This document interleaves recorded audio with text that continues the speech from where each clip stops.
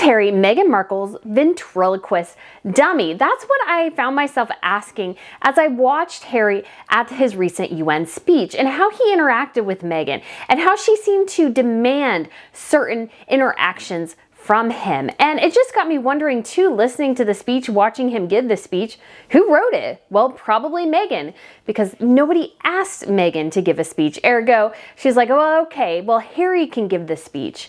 And it's just really a sad thing to see happen, to see a guy who was once very happy and outgoing and enjoyable just kind of become a shell of himself and really just a ventriloquist dummy who is brought out on command to repeat the words that his wife gives to him. So I'm going to be going over that today, and I'm also going to be talking about a bit about how the magic of the monarchy has completely left Harry and Meghan. They are magicless anymore. There is just nothing interesting or exciting about them, and the cameras show up, but nobody's really that engaged in anything that they were saying or doing. But if you guys haven't been to Royal News Network before, hello, my name is Brittany and I talk about everything related to royal. So that's news, gossip, fashion, jewelry, television shows, movies, and history. I do it all right here. So if you guys want to subscribe, that would be great. And like I said, Harry the ventriloquist dummy. Yes, the affable young man who seemed to have just a great deal of fun, seemed to enjoy his life as a royal and enjoyed spending time with his family and his friends.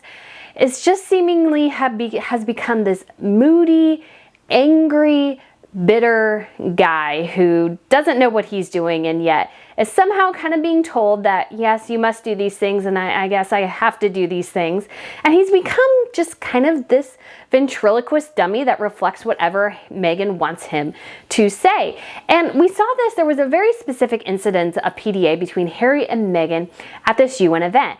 And it starts with, you know, they're holding hands because they always had to hold hands. I have a video that I filmed about their PDA and I haven't gotten it edited yet. And I just feel like the PDA for Harry and Meghan is just a performance piece. Like, it's something she demands of him while they're out and about to just kind of try to sell their romance. That's what I think is a huge part of it. And so Harry just kind of lets her hand go and, you know, moves it back over to his knee. All of a sudden, within the span of like 2 seconds, she grabs his hand, pulls it over to her lap, and sets it and then puts her other arm around him. So watch this.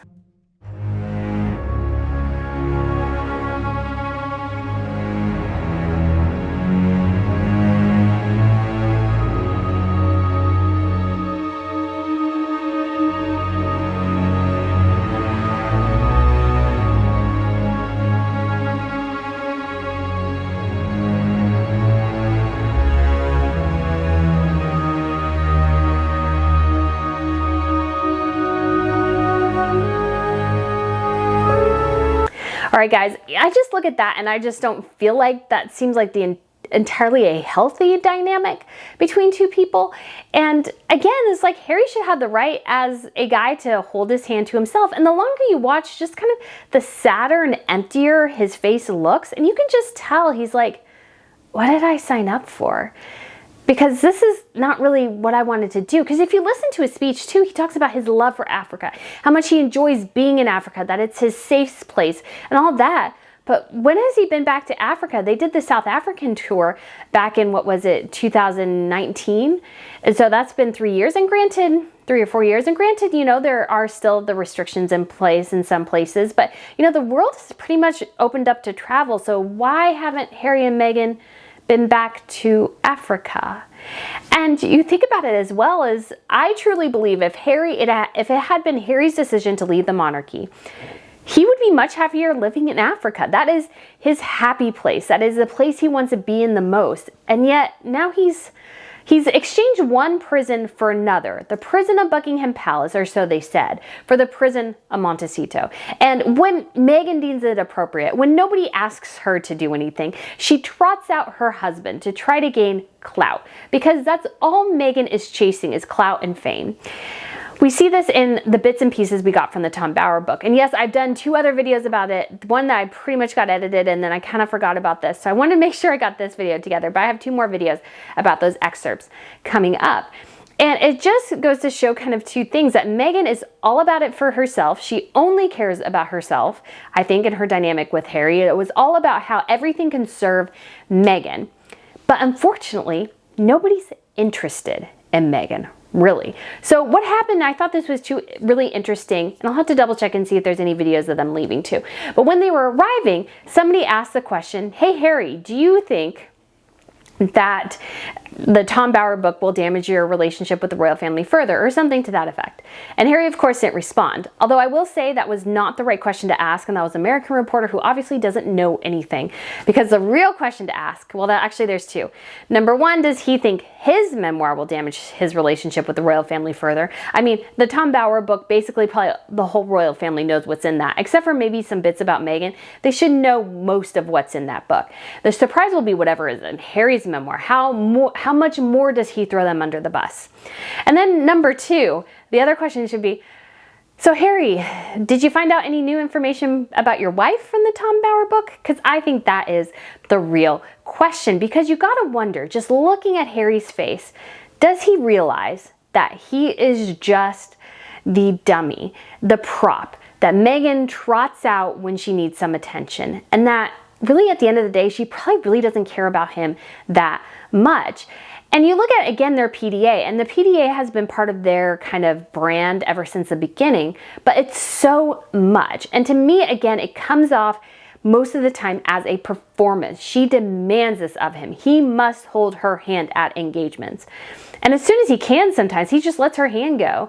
And she uses it as a control mechanism for him. There was that time when they were at the Intrepid Awards, I think it was the Freedom Gala, and they were on the Intrepid and they were arriving, and Meghan wanted her red carpet moment because she wanted to compete with Catherine, who had just done the James Bond premiere in that incredibly, insanely gorgeous gold gown that even, you know, caused Daniel Craig to take back and go, golly. And Meghan wanted that moment, and most people were like, what in the world is with that monstrosity of a dress?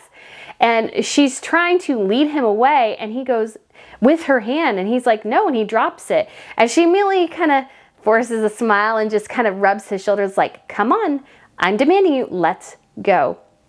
And if you look at this Tom Bower book, and I'm sure there's some things that Harry perhaps did not know about his wife, because I don't think Meghan shared everything with him, not to mention the fact that she comes off very poorly in this book, and Harry can see that perhaps all his friends kind of were laughing behind his back, going, are you effing nuts? That's, I guess, literally what some people said on a text chain. Is he nuts? And to know that pretty much everybody thought you were crazy has to be really destabilizing. And you got to wonder to yourself, am I crazy? Is this right? What's going on?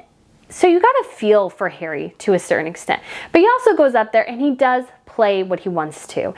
But he does go up there and he does repeat the verbiage that Meghan gives him. That word salad, that overly flowy, not flowy, I should say, overly verbose language that just, you know, just strikes people as kind of wrong. And then he did this joke, and I mean, I don't honestly know that much about Nelson Mandela, so I just can't say that much, but he made this joke about Nelson's shirts, which I guess maybe were like loud or something, or unique and interesting. That's like the only thing I can think of, because I really don't know that much. And the audience went, so go ahead and take a listen.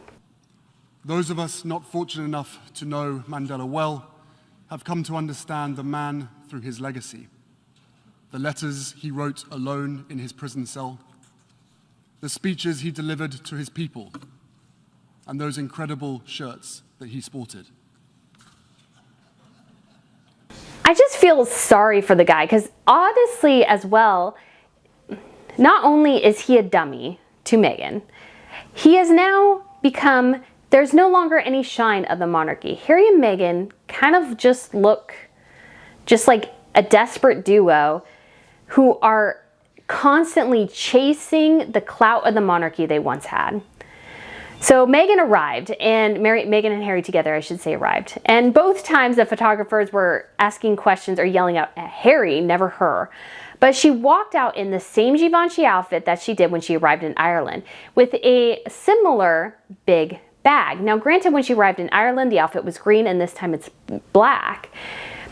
But you look at that and you go, oh, I know what you're doing. You're trying to emulate that time when you were a royal and you were important. And what really reflected to me that both of them may be realizing, man, we really screwed this up, is that that auditorium was pretty empty. I'm gonna have to double check exactly where it was, because I know some people have said it was off-site and some people have said it wasn't, and it was not. The UN wasn't in session, but there weren't a ton of people there. And it seemed like the reaction was kind of tepid. Everybody's kind of like, yeah, you're here, yay. And the only reason I believe that the Nelson Mandela team, and not probably really all that closely associated with his family, reached out to Harry and Meghan, is that Harry and Meghan bring publicity. And that's what they wanted. They wanted the publicity for the event. Of course, it always goes to Harry and Meghan, because Harry inevitably says silly things because he's just repeating what Meghan has told him. But you just look at this whole thing and it's like the magic is gone. The mystique is gone. Yes, photographers show up. Yes, they still are somewhat newsworthy. But that news is never good news. It's almost always exclusively negative news. So some of what Harry has said has already drawn a very negative reaction. And especially, his comments about, democracy is being under attack in the United States. The constitutional rights are being taken away. And I know this is a reference to abortion. And obviously, there's strong feelings on any side of the abortion debate, the abortion divide. I get it. But he's just repeating Meghan's talking points.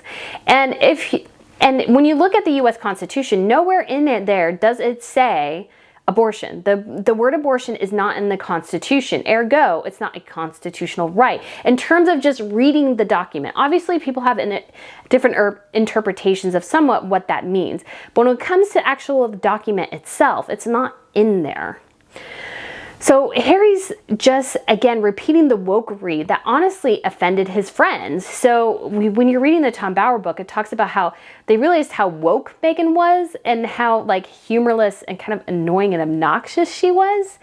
And it's just like, golly, you're not really making friends with any of this. Nobody really seems to like you that much. So here's the thing. Meghan is the ventriloquist.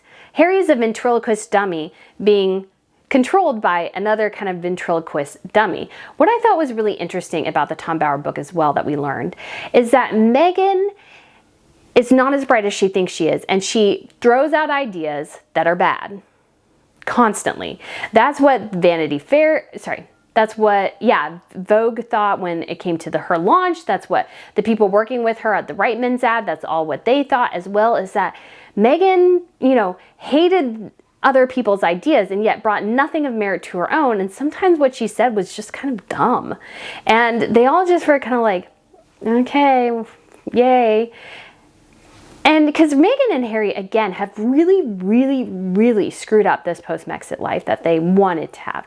They could have been freewheeling and everything that if they had done it right, but they didn't do it right. And the reason is, and we found this out again in the Tom Bower book, is that Meghan really thought that one trip down under and the crowds that were brought meant that she was Diana and she could do whatever she wanted.